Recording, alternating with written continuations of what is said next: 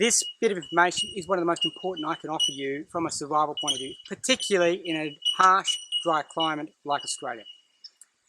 This is the water transpiration bag method.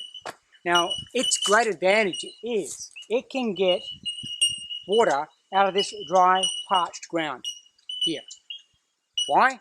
Because these amazing trees have an extensive network of fine filament roots, and they are hard, dry country specialists. That's their job. That's how they make their livelihood, by getting moisture out of soil that looks like there is no moisture in it. So this is where we turn you all into tree huggers, because when you've lived a few times on a plastic bag, a bit of string and a stack of trees, you have a whole new appreciation for their value, their worth, and their absolute majesty. So, how do we do it? Now, there's lots of videos around on the internet about how we do it. Now, I'm sad to say that a lot of them miss a few key points. So let's see if we can address that in this particular lecture. First off, let's look at the bag, the key component of the entire system. Now, these are a 90 by 70 food grade plastic bag, but any clear plastic bag will do the job. Why clear? Let's consider that bit right now. This tree is pushing up moisture from that root network into those green leaves. Those green leaves use chlorophyll, UV light, water, and a few other bits and pieces that the tree is providing to it to make its food, basic sugars. Those sugars form the entire structure, or allow that tree to build the structure of the tree itself, from tiny seedling to massive 60-foot gum. It doesn't matter. It's still the same basic process of photosynthesis. Now, if I put a black plastic bag over that leaf, what I'm fundamentally doing is saying to that tree, it's dark. Sure, it'll sweat. Sure, it'll get hot. And some water will come out of these leaves.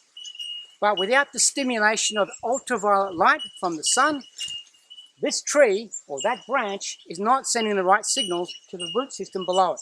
So it simply turns off. It conserves its energy. It waits for the sun to come up. When I put a translucent bag over the top, the full aspect of the day is hitting those leaves. It's undertaking photosynthesis in its normal way, except it's very hot, because I've created with this plastic bag essentially a hothouse around a living branch. By doing that, I create the conditions for the water to be steamed out of the leaf system. The plant gets a message to say those leaves are dehydrating, send more water from that extensive root system and network, and up it comes, and we continue to borrow water from the tree's system. Very, very simple. So that's why it works, that's how it works. Now, when we set it up, we need to make sure our equipment is fit for purpose first up. Bag needs to be clear. First point. Bag needs to be big enough to accommodate a reasonable sized branch. Something about that order, at least. So if you've got a bag that's this big, you're not going to get a lot of yield. You'll get some, but you won't get a lot. Or you'll need a lot of bags. The next point with the equipment is I want to make sure that it's got no holes and it is otherwise clean. That nothing's made a nest in it, left me other presents to deal with, or anything else that would contaminate the water that comes from this particular bag. This one's fine. Right? If it gets a small hole or small nick, we can pinch that off, tie a small piece of cordage around that, and isolate that puncture from the system. The smallest of pinpricks in a bag like this, in a closed loop system like the one we're going to produce, will reduce the yield and we'll lose some of our water vapor. So it's water vapor that we're trying to actually grab from the tree. That's the point. Keep that in mind. All right, so we've got the bag, we've got cordage. Let's look at the tree. Now, the bigger the tree, the more volume of water it's going to produce. That would be logical. However, I don't want to need to scale a 60-foot tree to get to the top branches. That's just not logical. No reason in it. So what I do is find a compromise. Saplings are a good compromise because I can get a fairly extensive network of roots to tap into, but I can still gently lower and bend some of the branch material down so I can work at it at my height. And we can pin it to the solar transit of the day.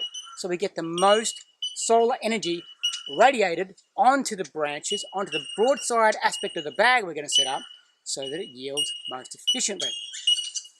Other alternatives are a bigger branch dropping down off a major tree. Those provide access to the bigger root system, and the tree's still got some protruding branch out to on a lower level that I can access. They're great, but they're not as common as young saplings. So we're going to go with what is most common. But once you understand the principles, where you put the thing is common sense. It really is. So we're going to use this particular sapling. Now this sapling has got a solar transit leaning already. So east is basically over that way as we stand here looking at it with the camera. West is that way. It means the zenith point of the sun is up here. All right. So I've got a little bit of morning. I've got here from about 9 o'clock in the morning to about 3 o'clock in the afternoon to have this branch receiving some sunlight. Now, before I go putting a bag on it, I need to prune back gently, with respect, any protruding branches or small twigs that are going to potentially puncture my bag. Closed system. Right? We want to keep it closed. I also just want to check the branch for loose debris, loose leaf litter, and any excrement, bird poo, those type of things that are going, an insect sort of loading that's going to sort of muck up with my water system. Right? First things. So that's all met. I'm happy with that. Now, I'm going to show you how to do this by yourself because that's the worst case. And that's how I operate. Worst case situation first. Everything else beyond that is purely bonus. Now, yes, I can tuck this under my arm and wrestle with the bag, but let's use some intelligence. Let's take a piece of our cordage and tether the branch back in the position I want it to be in first. So I've looked at this and I'm going to take it here.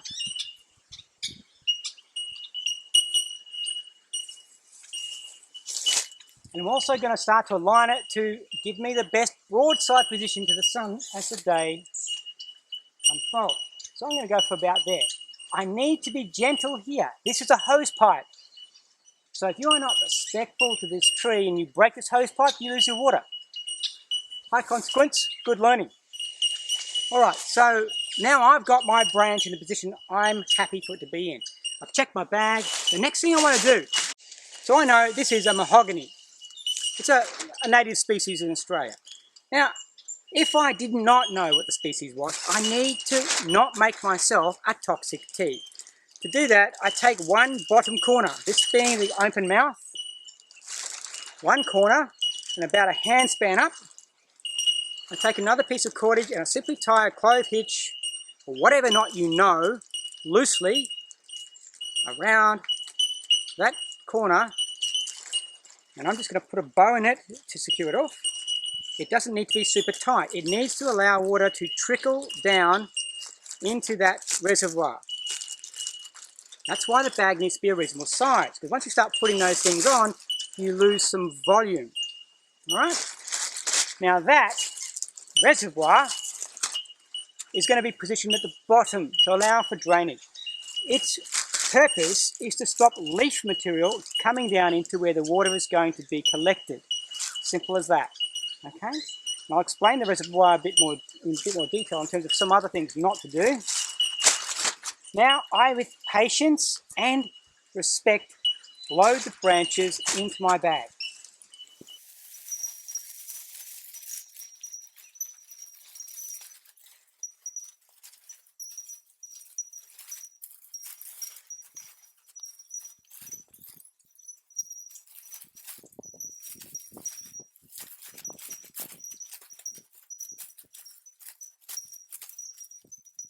All right.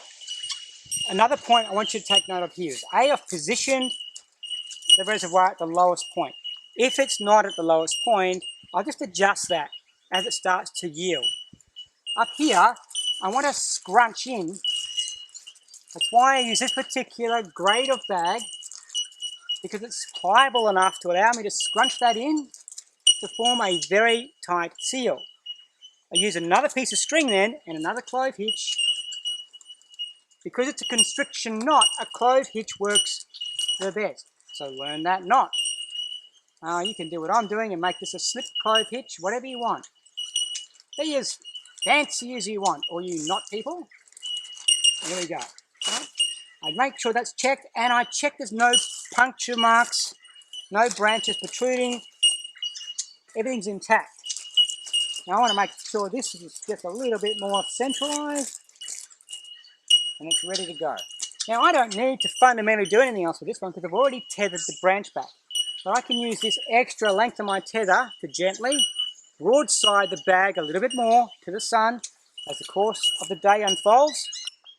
What I can tell you with these bags is that they will reliably produce water in environments where there's fundamentally no surface water available. Now, as an SAS soldier, I have lived or derived water for quite a number of days on these bags. In the sort of central parts of Australia where it's more arid, the trees correspondingly produce more water most of the time because there's more necessity for them to do so. It would just stand to scientific reason that would be the case. Bigger networks subterranean, grasping subterranean water sources. Right? So they're going to yield more water for us. Now, how much in this area, in this condition, this time of year? Maybe half a cup, maybe 3/4 of a cup per bag. So there's the maths equation we build into it. I want to at least grab a water load of about 1 litre a day, at least, just to keep me going. So I need about 4 or 5 bags in these conditions. Anywhere I go, I fundamentally recommend to people take 4 or 5 bags, put them in your gear. They are useful for all manner of things, from raincoats to shelter to first aid to water collection to water treatment, you name it. So why not carry a good quality plastic bag and ample cordage, baseline equipment stuff. Now, with this going, you'll start to see it steaming up. We'll capture that over the course of the day. We'll collect it tomorrow and see what today has produced. So it's early morning here. It's got the full day to work. I may check on it this afternoon to see if it's yielded sufficient water for me to have a drink tonight. It's in close proximity to my shelter. So it's starting to build a visible signature around my shelter saying, I am here, give us a hand. Remember, we don't get rescued. That's a victim mindset. We get assisted. And this is part of my call for help, as well as my method for deriving water from otherwise barren and dry terrain. Work with the trees, respect the trees. The more you cut these guys down, the more water you lose, and the more you lose a valuable, precious water yielding resource.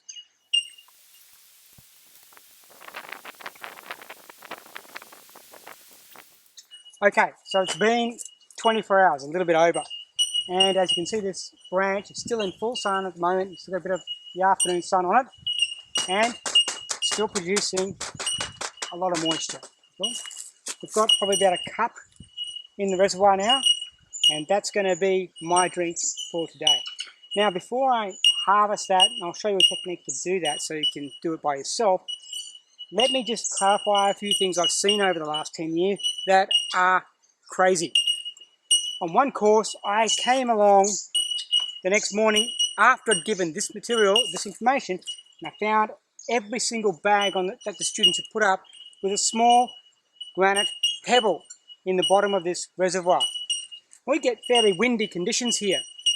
Now, nearly 8 of those bags had already been punctured at that point because the pebble they put in the bottom of this reservoir, I asked them why they'd done that. It was because it had been something that they'd seen, one person had seen on YouTube, thought was a good idea to weigh the bag down.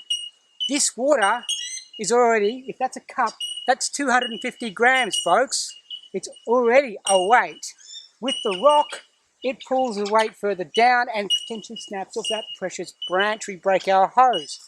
We've got to think about this stuff. The second factor with the rock Maybe it'd work with a perfectly smooth pebble, but it's still adding more weight to the equation. But what these rocks had done were they're abrasive, they moved in the wind and acted like sandpaper and perforated 8 bags. Now, if your life is hanging in the balance, that's fine to do in the backyard when you're doing bushcrafty stuff. If your life is in the balance because you need water from those trees and you do something crazy like that, you are making a fundamental error. And I highly recommend you throw that out with the toilet water. It's useless as a concept. We can do the same thing with string and a natural weight of water. Right? Protect and value these bags. Your life can be literally in the balance if they are damaged too much. So that's the first thing there.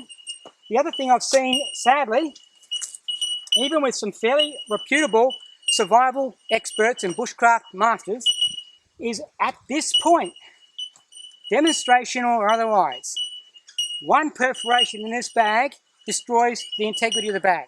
I have seen experts sit here and go, and even say, I wouldn't do this if it was a real situation. And they slice open this bag or they cut off the tip. You've now destroyed the integrity of that bag, people. Now that's a poor instructional modality at the least, and that's absolute bad practice at the best. Why?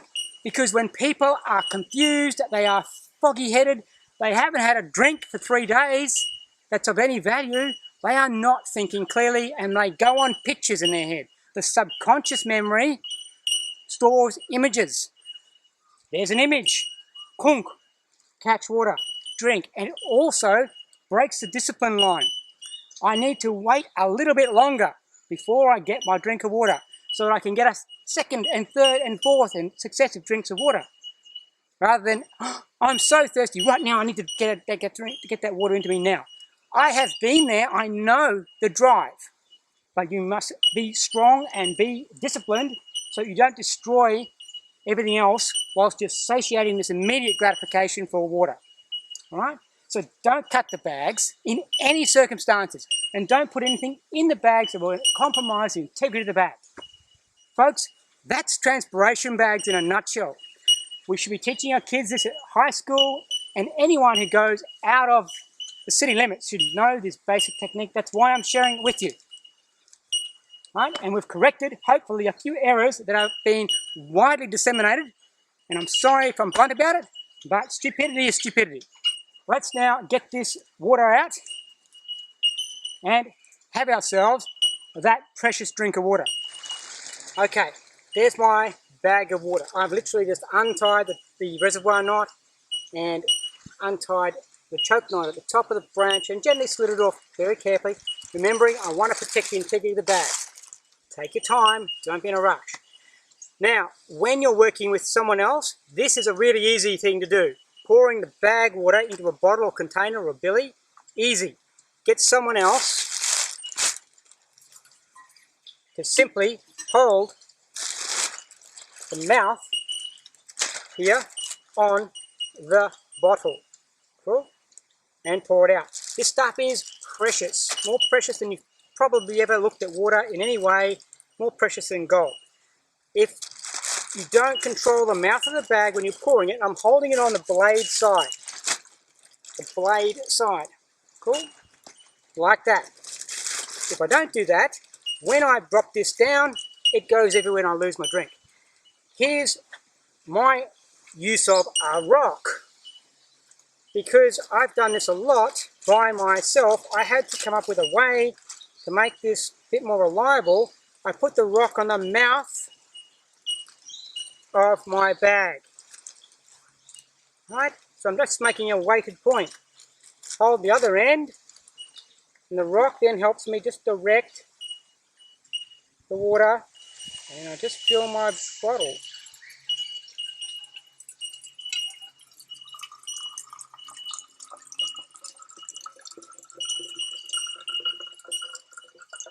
And I haven't lost a drop.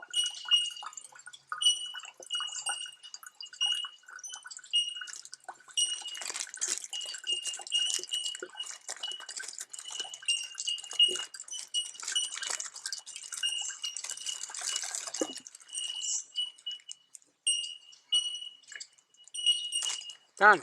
I've probably lost a little bit of water on that. I'd suck that off if I was really thirsty. Okay, but I haven't lost any water on the ground. All the water that's in the bag is now in my water bottle. My bag is protected and safe, ready to be reset straight away onto a new branch. So every 24 hours I can move that bag and I can come back to that branch with a bit of a spacing of about 24 hours and reuse the same branch. If I break the hose pipes, I destroy that opportunity. Right, so I have to walk further and further and further away to get my water. We are adaptively intelligent in this space. Survival is not for dummies. Survival is for people who can think. And we think by watering our brain, making sure our neural tissue is well hydrated so we can perform at our very, very best when our lives and the lives of other people depend upon it. Get some plastic bags, put them in your hiking equipment. Get yourself a metal water bottle so you can boil water if you need to. This water, if it's from a tree such as a eucalyptus species in Australia, needs no further processing.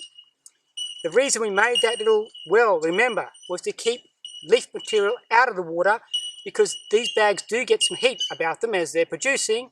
And we do not want to steep leaf material from an unknown species of plant in our water to create a tea, an infusion of potentially toxic proportions. There we go. That is transpiration bag.